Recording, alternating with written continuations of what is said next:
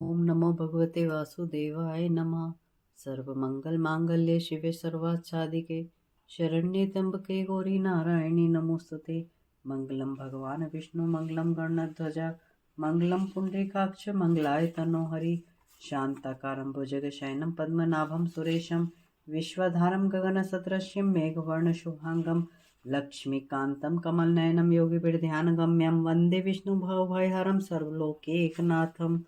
वक्रतुंड महाकाय सर्वकोटि समप्रभा निर्विघ्नं कुरु मे देव सर्वकार्येषु सर्वदा। कृष्णाय वासुदेवाय हरे परमात्मने प्रणत क्लेशनाशाय गोविंदाय नमो नमः। सभी भगवत प्रेमियों को आभा क्रिएशन का सादर जय श्री कृष्ण। सुन रहे हैं भागवत महापुराण का अष्टम स्कंद, प्रतिदिन एक अध्याय। चलिए हम हमारे अध्याय में प्रवेश करते हैं। जय श्री राधे। अष्टम स्कंद के 21वें अध्याय में राजा बलि का बंधन। ली बांधियो सब धन हरियो, ऐसी प्रभु की टेक, आमन बनी याचक भय, नहीं निभायो भय। सुखदेव जी महाराज बोले, हे राजन, भगवान के नक्षचंद्र की ज्योति से सत्यलोक की ज्योति फीकी पड़ गई। उन्होंने सनकादिक महर्षियों सहित भगवान के चरण के शुभागमन से अति प्रसन्न आनंद प्रकट किया और उनके चरणों की वंदना की।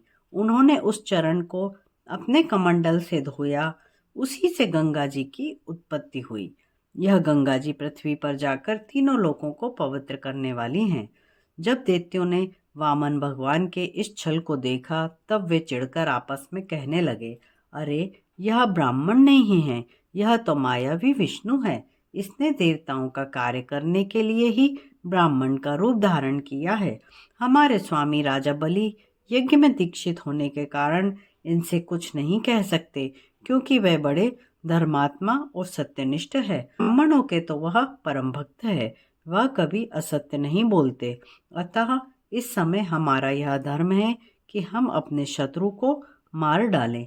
ऐसा सोचकर दैत्यराज बलि के असुरों ने अपने हथियार उठा लिए और राजा बलि के रोकने पर भी वे वामन भगवान पर टूट पड़े। राजा परीक्षित, जब भगवान के पार्षदों ने दैत्यों को आक्रमण करते हुए देखा, तब उन्होंने हंसकर उन्हें रोक दिया। नंद सुनंद, जय विजय, प्रबल बल, कुमुदाक्ष, विहन, गरुड़ जयंत, श्रुतदेव, पुष्पदंत तथा सात्वक, यह सभी पार्षद 10,000 हाथियों के बल वाले थे। वे असुरों की सेना पर टूट पड़े। जब दैत्यराज बलि के मान के पार्षदों और अपने सैनिकों को लड़ते हुए देखा, तब शुक्राचार्य जी का शाप स्मरण करके उन्होंने अपने दैत्यों को रोक दिया। वे बोले, हे दैत्यों, यह समय हमारे अनुकूल नहीं है। काल भगवान को दबाना शक्ति से बाहर है।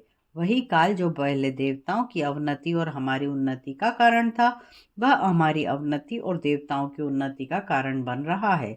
देव के अनुकूल होने पर तुम लोगों ने देवताओं को सैकड़ों बार हराया। अब उसी देव की प्रतीक्षा करो। सुखदेव जी बोले, राजा बलि के ऐसे वचन सुनकर दानव लोग दैत्यराज बलि को छोड़कर रसातल में चले गए। भगवान के संकेत से गरुड़ जी ने राजा बलि को वरुण पाश में बांध लिया। उस दिन यज्ञ का अंतिम दिन होने से सोमरस पान करने का दिन था। जब भगवान ने बलि को बांधा, तब पृथ्वी, आकाश और संपूर्ण दिशाओं में हाय हाय शब्द हो गया। सब लोग राजा बलि के धैर्य और सर्वस्व दान की प्रशंसा करने लगे। हे राजा परीक्षित, बलि को बांधकर भगवान ने उससे कहा, अरे अभिमानी असुर, तुमने 3 पग पृथ्वी देने के लिए मुझसे कहा था। 2 पगों में मैंने भूलोक और स्वर्गलोक को नापा है। शरीर से आकाश भर गया। अब तीसरे पग के लिए मुझे भूमि देकर अपनी प्रतिज्ञा पूरी करो। प्रतिज्ञा के पूरे ना होने पर तुम्हें नरक भोगना पड़ेगा।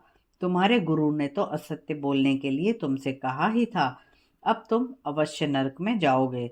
जो दाता याचक से देने की प्रतिज्ञा करके भी नहीं देता, उसके सारे पुण्य नष्ट हो जाते हैं, उसे नरक में गिरना पड़ता है।